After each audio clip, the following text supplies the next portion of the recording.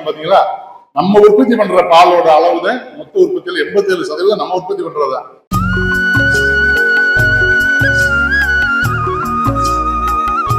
அதை நீங்க பால் குடிக்கன்னு சொல்லுவாரு, இன்னொன்னு ஆவின் பால் குடிக்கன்னு சொல்லுவாரு. ஏன்னா கலப்படமில்லாத பால் இருக்கா சொல்லுவாங்க. லேட்டாகும், சனியே பிடிக்காது. நோய் எதிர்ப்பு தன்மை குறையறதுனால நான் ஏற்கனவே சொன்னேன், இந்த மாதிரி நான் சொன்ன ப்ரொசீஜர்ல தூய பால் உற்பத்தி பண்ணிட்டோம்னா 99% மடிநோயே வராதுன்னு சொன்னேன்.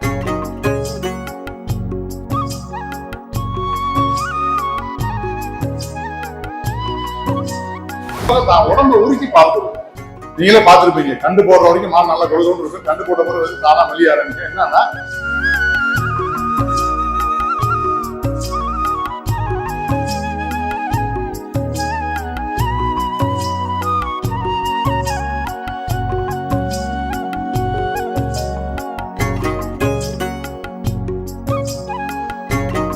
என்னோட சீனியர்ஸ், என்னோட சக தொழிலாளர்கள் என்கிட்ட கேட்பாங்க, எப்படி சார் எப்பயுமே இன்முகத்தோட எவ்வளவு வேலை பொருள் இருந்தாலும் கூட இவ்வளவு இன்முகத்தோட உங்களால வேலை பார்க்க முடியுது அப்படின்னு. அதோட ரகசியம் நீங்க தான். எப்பெல்லாம் நான் ஒரு வேலை பொருள் அதிகமா இருக்குன்னு நினைக்கிறேனோ அப்பெல்லாம் பாலூர் கேம்ப்னு வந்து பார்த்துட்டு போன மறுநாள் பார்த்தீங்கன்னா ஃப்ரெஷ்ஷா இருப்பேன். நான் பார்த்தீங்கன்னா நம்மளுக்கு அடிப்படையில் ஒரு கால்நடை மருத்துவங்கிறதுனால நான் நீண்ட பெரிய அனுபவம் உள்ளவர். 30 ஆண்டுகள் பணி முடிஞ்சிருச்சு. 10 லட்சம் கால்நடைகளுக்கு மேலே இது வரைக்கும் நான் வைத்தியம் பார்த்தேன். அதனால அதிகமான நீண்ட அனுபவம் உள்ளது. இன்னைக்கு என்னோட அனுபவங்கள்ல நீங்களும் நிறைய அனுபவங்கள் உள்ளவங்க, நிறைய பேர்ல எனக்கு காலகாலமா பார்த்துருக்கேன். 30 ஆண்டுகளுக்கு மேலே நீங்களும் பால் மாடு வச்சிருந்து அது நிறைய அனுபவம் உள்ளவங்க. நான் வைத்தியத்திலையும் அனுபவம் உள்ளவன், பால் மாடு வளர்ப்புலையும் அனுபவம் உள்ளவன். அனுபவம் வந்து மிக சிறந்த ஆசிரியர்னு சொல்லுவாங்க.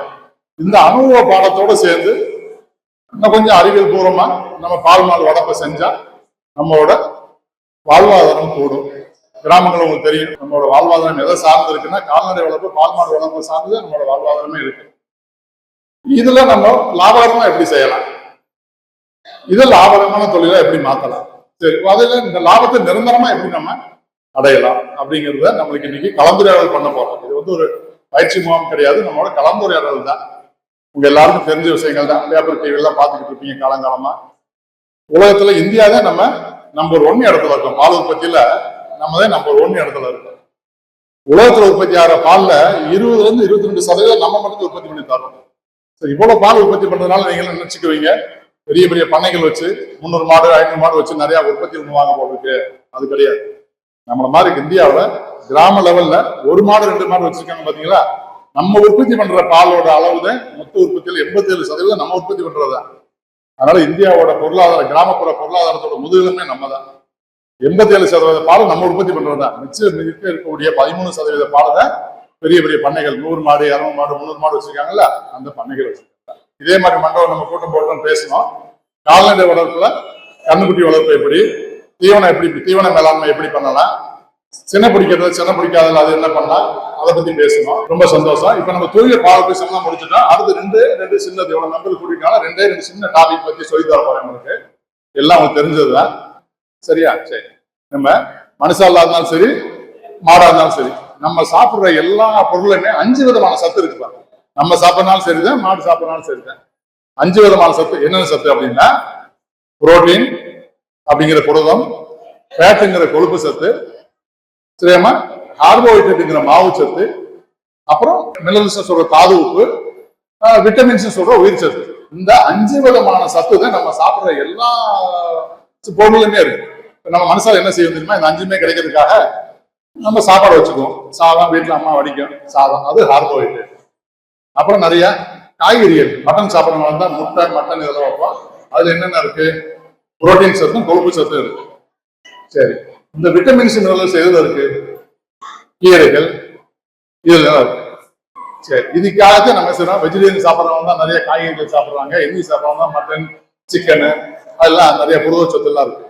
இந்த 5 சத்துமே ஒரு சேர இருக்கக்கூடிய ஒரு உணவு என்ன சொல்லுங்க யாராச்சும்? பால் தான். இந்த 5மே இருக்கக்கூடிய ஒரே பொருள் உலகத்திலேயே பால் மட்டும்தான். அதற்காக பாலை நம்ம இவ்வளவு புனிதமா நினைக்கிறோம். டாக்டர் உடம்பு இல்லைன்னு போனா சின்ன குழந்தையா இருந்தாலும் சரி பெரியவங்களா இருந்தாலும் சரி எல்லாரையுமே ஆவின் அதை நீங்க பால் குடிக்கன்னு சொல்லுவாரு, இன்னொன்னு ஆவின் பால் குடிக்கன்னு சொல்லுவாரு. ஏன்னா கலப்படமில்லாத பால் இருக்கா சொல்லுவாங்க. மாடானது இறைவனால் படைக்கப்பட்ட ஒரு அருமையான படைப்பு. இப்ப இதுக்காக தீவனம் எல்லாம் கொடுத்துட்டோம். மாட்டுக்கு ஒரு தன்மை உண்டுப்பா, மனுஷால கூட மாட்டுக்கு ஒரு அருமையான ஒரு தன்மை உண்டு. என்னன்னா மாடோட வயிறு நான் சொன்னேன், நம்ம மாதிரி இல்லாம மாட்டுக்கு 4 வயிறு உண்டு. அதுல பெரிய வயிறு இருக்கு இல்லையா, ரூமன்னு சொல்லுவோம், அசைவன் வயிறுன்னு. நம்ம அது தண்ணி வச்சுன்னே போய் குடிக்கும். 60 லிட்டர் 80 லிட்டர் வரைக்கும் கூட தண்ணி குடிக்கும். 100 லிட்டர் கெப்பாசிட்டி உள்ளக்கூடிய ஒரு பெரிய வயிறு. அது வயசுக்கு ஏற்றாப்புல மாடி உருவத்துக்கு ஏற்றாப்புல அந்த வயிறுக்கு ஒரு அற்புதமான ஒரு திறமை உண்டு. என்ன திறமைன்னா, நம்ம பி காம்ப்ளெக்ஸ் வைட்டமின்கள் சொல்லுவோம்ல, உயிர் சத்து வைட்டமின், அதுல பாத்தீங்கன்னா நம்மளால அப்படி முடியாது. மாடு என்ன செய்யணும்னா, தான் சாப்பிடுற சாப்பாட்டுல இருந்து தனக்கு தேவையான எல்லா வைட்டமின், பி காம்ப்ளெக்ஸ் வைட்டமின் இருக்குல்ல, பி காம்ப்ளெக்ஸ் வைட்டமின் பூரா உற்பத்தி பண்ணக்கூடிய தன்மை மாட்டோட வயிறுக்கு உண்டு. நம்மளுக்கு அது மாதிரி கிடையாது, மனுஷாளுக்கு அந்த திறமை கிடையாது. இறைவன் அப்படி படைக்கல. ஆனா மாட்டுக்கு அந்த வயிறுக்கு ரொம்ப அசைவம் வயிறு சொல்றேன்ல, அந்த வயிறுக்கு பாத்தீங்கன்னா ஆல் பி காம்ப்ளெக்ஸ் விட்டமின்ஸ் கூட தானே தயாரிச்சுக்கிற உணவுல இருந்து. சரி, இதை ஏன் சார் சொல்றேன் அப்படின்னா, அது போக மிச்சம் பால் கொடுக்கக்கூடியதுக்கு முக்கியமான பொருள் பால்ல இருக்குன்னு சொன்னேன்ல, அந்த மினரல்னு சொல்லி தாது உப்புன்னு சொல்லிட்டு, அது பால்ல அவ்வளவு இருக்கு. சரி, நிறைய கறக்கக்கூடிய மாட்டுக்கு பூரா எங்க இருந்து அந்த சத்து போகும்? இந்த காலங்கள்ல எல்லாம் நமக்கு வச்சிருக்க புல்லுல இருந்தே எல்லாமே அந்த சத்து போயிடுச்சு. இப்ப புல்லு பூரா நம்ம பழைய காலம் இல்ல, நிறைய புல்லு பூராமே யூரியா மருந்து கெமிக்கல் போட்டு பழைய காலம் மாதிரி புல்லு இல்ல. இன்னும் பழைய காலங்களில் நாட்டு மாடா வச்சிருந்தோம், 2 லிட்டர் 3 லிட்டர் குடிச்சு, ஆனால் அந்த புல்லு இருக்க சத்தே போதுமானதா இருந்தது.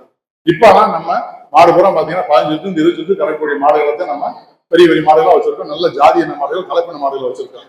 அப்போ 1 லிட்டர் பால்ல போகக்கூடிய அந்த சத்துக்கு நம்ம இந்த தாது உப்பு எல்லா இடங்களையும் நான் சொல்றேன், அது ஒரு நம்ம ஆவிலிருந்து சப்ளை பண்ணக்கூடிய இந்த தாது உப்பை வாங்கி தயவு செய்து பயன்படுத்துங்க. ஏன்னா பால்ல அவ்வளவு சத்து போயிடுது. மாடானது அருமையான படைப்புன்னு ஏற்கனவே சொன்னேன், தனக்கு என்னெல்லாம் கிடைக்குதோ தான் வச்சுக்காது. மனுஷாலதான் எனக்கு வச்சுக்குவோம், மாடு அப்படி வச்சுக்காது. என்ன கொடுக்குறோம் அது பாலா கொடுக்கும். நீ என்ன ஊட்டம் கொடுக்குறேன் பாலா கொடுக்கும். அது போக தான் உடம்பு உருக்கி பால் கொடுக்கும். நீங்களே பார்த்துருப்பீங்க, கண்டு போடுற வரைக்கும் மாடு நல்லா கொடுக்கணும் இருக்கும், கண்டு போட்ட போது தானா மெல்லிய ஆரம்பிக்கும். என்னன்னா, நீங்க கொடுக்கக்கூடிய உணவுல அளவு பத்தலைன்னா மாடு என்ன செய்யும்னா, தான் உடம்பை உருக்கி தான் உடம்புல இருக்கக்கூடிய கொழுப்பு சத்தையும் புரதத்தையும் உருக்கி தான்ப்பா பாலா மாற்றும். நீ கம்மியா சாப்பாடு கொடுக்குற, உனக்கு நான் கம்மியா தான் கொடுப்பேன்னு கொடுக்காது. நான் உடம்ப மெலிய வச்சு பால் கொடுக்கும். அப்படிப்பட்ட அற்புதமான படைப்பு இறைவன் படைப்பு அந்த பால் மாடுங்கிறது. அதுக்கு தேவையான ஊட்டத்தை நம்ம கொடுக்கணும். அதுக்கு ஏற்கனவே சொன்னேன், கால்நடை தீவனம் சொல்லிட்டேன். இப்ப தாது உப்பு நம்ம ஆழலும் தரக்கூடியது, அதுல அவ்வளவு சத்து, எல்லா சத்துமே இருக்கு. இதை கொடுக்கறதுனால என்னெல்லாம் நம்ம உடம்புல இருக்க சத்து பூரா போயிடுறதுனால மாடு செனை பிடிக்கிறது லேட் ஆகும், செனையே பிடிக்காது. நோய் எதிர்ப்பு தன்மை குறையறதுனால, நான் ஏற்கனவே சொன்னேன், இந்த மாதிரி நான் சொன்ன ப்ரொசீஜர்ல தூய பால் உற்பத்தி பண்ணிட்டோம்னா 99% மடிநோயே வராதுன்னு சொன்னேன். மிச்சம் 1% எப்படி சார் வரும் அப்படின்னா, இயற்கையாவே உடம்புல நோய் எதிர்ப்பு தன்மை இல்லாம போயிடும். அதுக்கு ஏன் காரணம்னா, இந்த மாதிரி சத்து குறைஞ்சது. அதிகமா பால் கொடுக்கக்கூடிய மேல பால்ல சத்து பூரா போயிடும் இல்லையா.